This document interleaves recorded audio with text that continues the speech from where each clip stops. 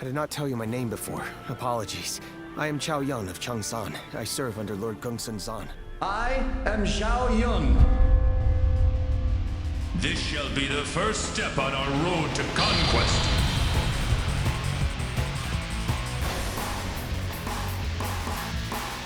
I have always wanted to cross blades with you.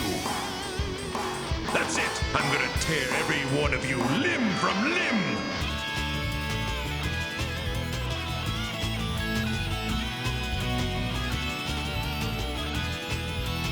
We are all equals, fighting together for the same goal.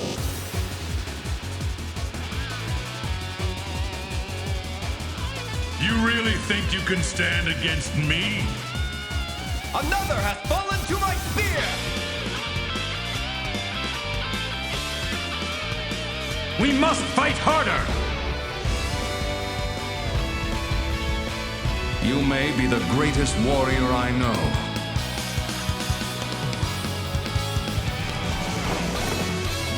You shall learn what it means to oppose me.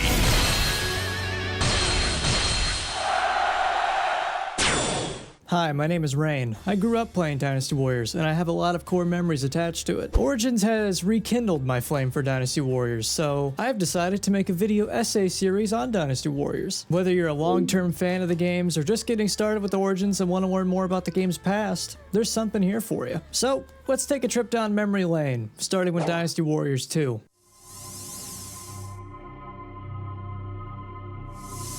Here's a rough little outline of what this series is going to look like. I'm going to do a full story playthrough playing as Xiao Yun in every game. That way I can compare the different games and their different playthroughs with the same character. Then I'm going to be taking a look at some of the side modes and play a random selection of characters in those modes, which I feel will give me an adequate enough place to share some of my thoughts about these titles. And I will be doing all of these playthroughs live on Twitch, so feel free to come hang out and watch as I navigate through some of these games for the first time.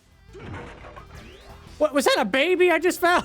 What's that? Some things to consider. I will not be discussing Empires or handheld titles in this series. Just the main Dynasty Warriors titles and their respective Extreme Legends versions. My apologies to fans of the Empires titles and the handheld games, but I don't really have much interest in playing them at this particular moment. I will consider making a series on the Empires titles. If you guys have any interest in that, please let me know in the comments. But without further ado, let's get into Dynasty Warriors 2.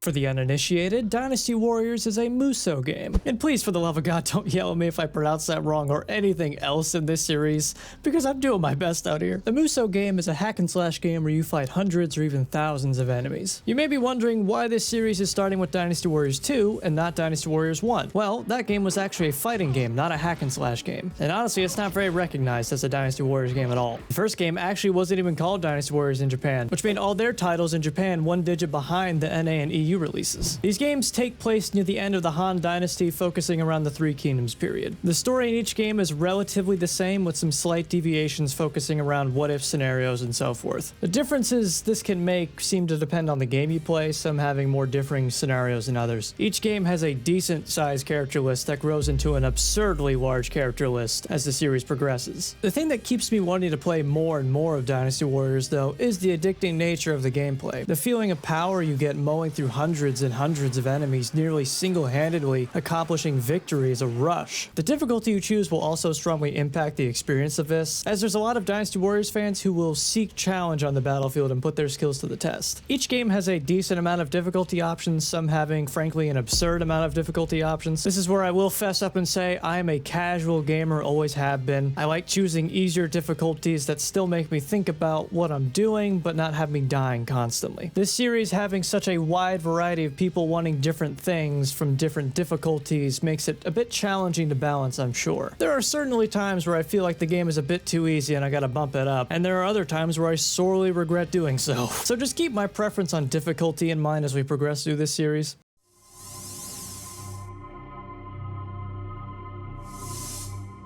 Now then, with some of the broad strokes out of the way, let's get into the game and get involved. This will be my first time playing Dynasty Warriors 2, so you are witnessing my very first thoughts and impressions on this game that came out in 2000. With this being the first in the series and honestly looking rather dated, I was skeptical whether or not I was going to enjoy this experience at all. I was quickly stunned at how natural it felt. Literally, if you have played any Dynasty Warriors game for the PS2 or even the PS3 era, you can pick up Dynasty Warriors 2 and feel relatively at home. You pick a character, they give you some background on what's going on, and you prepare for the battle. Each game gives you a map overview showing your forces and important officers on your side, as well as the enemy forces and their officers. They tell you the win-loss conditions that may or may not change as the battle progresses, most of which involve you slaying the main enemy officer and making sure your main enemy officer doesn't die or is forced to flee. Depending on the difficulty you choose, this will also really affect how you progress through the battlefield, as the harder modes, especially on the earlier games, require you to move with your forces and not charge in headfirst by yourself. This can actually give the game a slower feeling, which I don't necessarily hate, as it allows you to truly feel the progress of taking down the enemy forces. All of these games share a very similar looking UI, with each game having their own unique aesthetic, which I find very appealing. You have your mini-map with the morale gauge, essentially showing you how the battle is going in the top right, KO counter in the bottom right, which shows you how many people you defeated, with officers commending you when you defeat a certain amount. Your health, Musou, and status effects are shown in the bottom left. Enemy information is at the top left, which provides details on their health, who their commanding officer is, and their rank. For the most part, each character has their own unique weapon and moves. You focus mainly on combos with your basic and heavy attacks, and start filling up your Musou bar, which when filled up, allows you to do an incredibly powerful attack. As you start fighting, you will receive important battle updates that you will need to pay attention to, as they bring your attention towards officers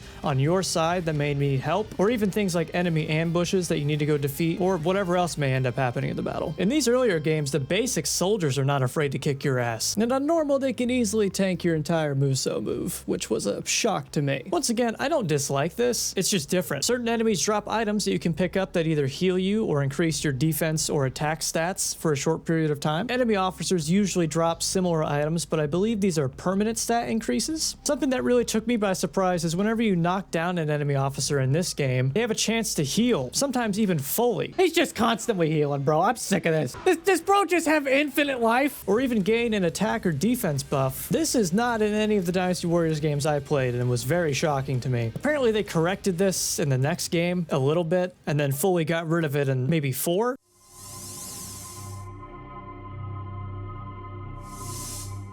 When it comes to aspects such as storytelling and character interactions, I am usually not as heavily involved, as the main thing that brings me to these games is the gameplay. However, I know a lot of Dynasty Warriors fans adore these stories, and the way that they're told, and the characters, everything. With that said, I am making an effort to pay more attention to these aspects. Dialogue, as expected from a game that came out in 2000, is not great by any means. Kelko's troops have overtaken us.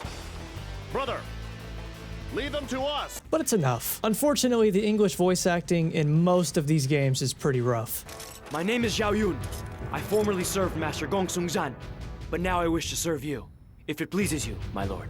Hey, you sure you know what you're saying? We don't even have a land to call our own, you know? We're homeless. It's just something you kinda gotta accept. As I mentioned previously, when it comes to the story mode, I will be playing as Zhao Yun, who is an iconic character of the series. Zhao Yun fights for Shu under the command of Lord Liu Bei. Zhao Yun is a man who fights for justice and peace, and sees Lord Liu Bei as the man to bring it. So, Zhao Yun basically pledges his service to him. The story of this game starts with this big fight against the Yellow Turban Rebellion, a peasant rebellion led by Zhang Jiao. The army offensive is usually led by Cao Cao, Sun Jian, and Liu Bei's forces. These three will become the leaders of the three kingdoms, Wei Wu and Shu, after the fall of the Han Dynasty. Once defeating the Yellow Turbans amidst the chaos, a man named Dong Zhuo uses the chaos to his advantage to grab as much power as he can, which leads to this very same army coming together to form a coalition to defeat Dong Zhuo, with the leadership of a noble named Yuan Chao. They succeed, and while I can't say exactly how this goes in every game, I believe it either ends with your playable character defeating Dong Zhuo, or Dong Zhuo fleeing and his adoptive son Wu Bu, who is an absolute menace to be reckoned with, betrays and kills Dong Zhuo. These events lead to Liu Bei, Cao Cao, and Sun Jian going back to their respective lands, and in time will fight amongst each other, the victor being whoever's kingdom you end up fighting for. Those are the broad strokes of the story these games follow. In the next chapter, we're going to go through a bit more of a detailed overview of how Zhao Yun's playthrough goes in Dynasty Warriors 2.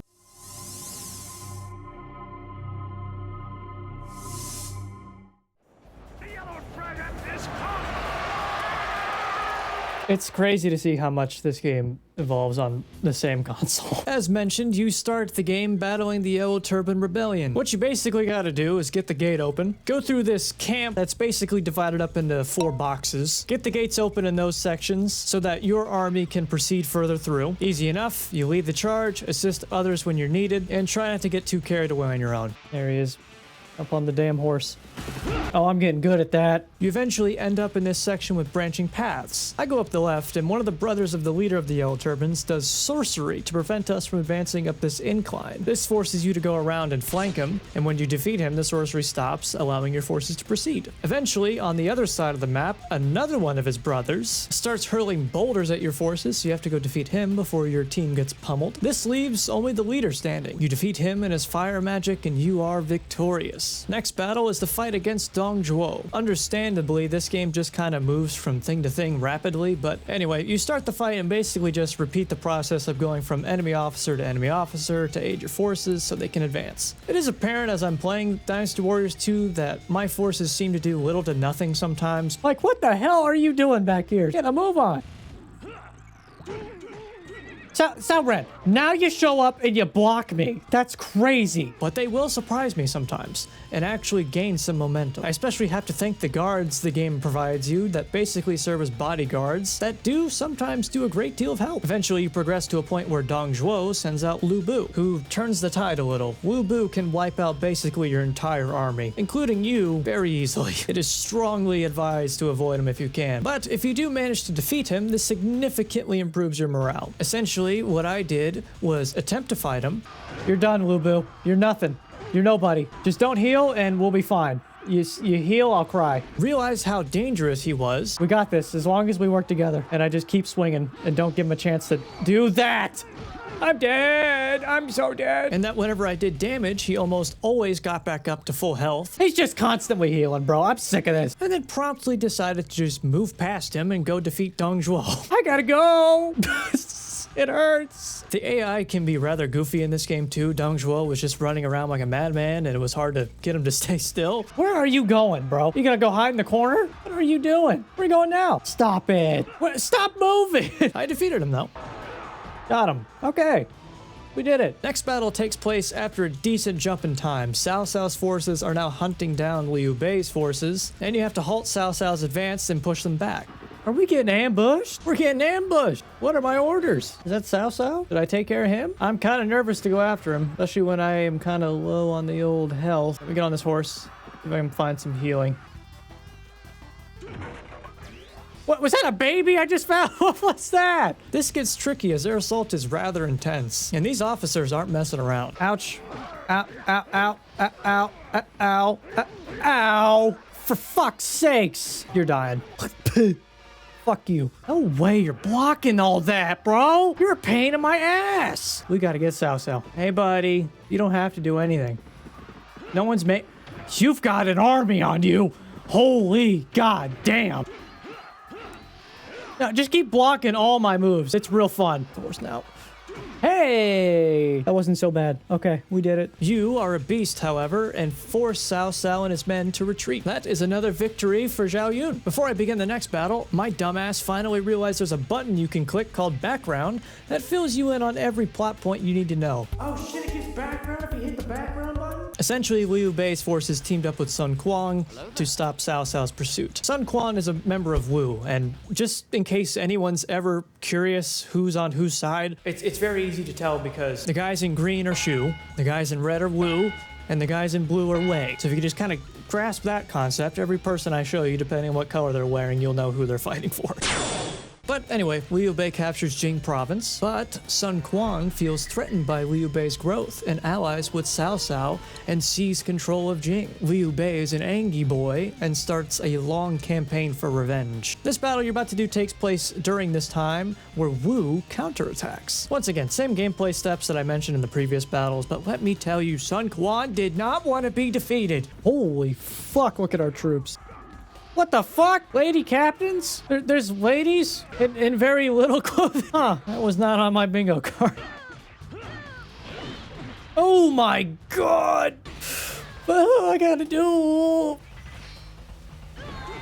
That bitch fucked me up. Oh, let's get this party started. What was that noise he made? He's definitely got to heal now when he gets up. Yeah, there we go.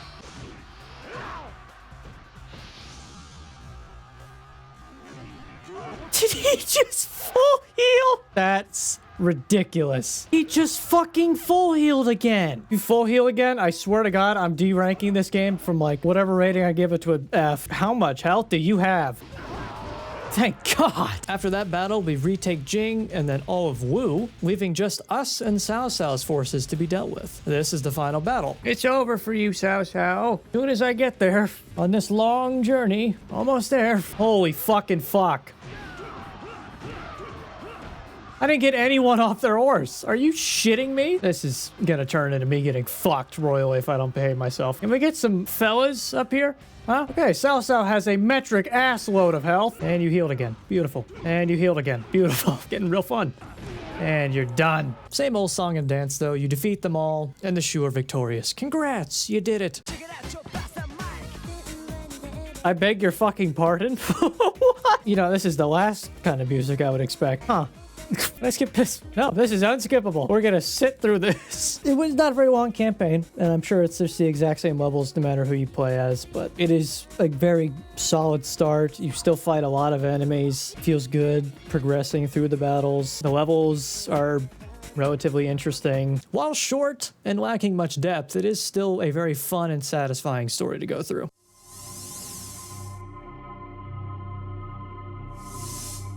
The only other mode in this game is free mode, where you can pick any of the stages from the story mode and just play one stage as whoever you want. I chose Sun Jiangxiang. I hope to God I pronounced that right, by the way. But I picked her mainly because she has these badass wheel weapons that I grew to love in Dynasty Warriors Origins. I did notice that she did play differently than Zhao Yun, and I bet all these characters feel at least enough different to warrant trying them just a small amount. But really, that's about it when it comes to free mode. The game offers no other modes and no Extreme Legends versions, so that's that for that chapter.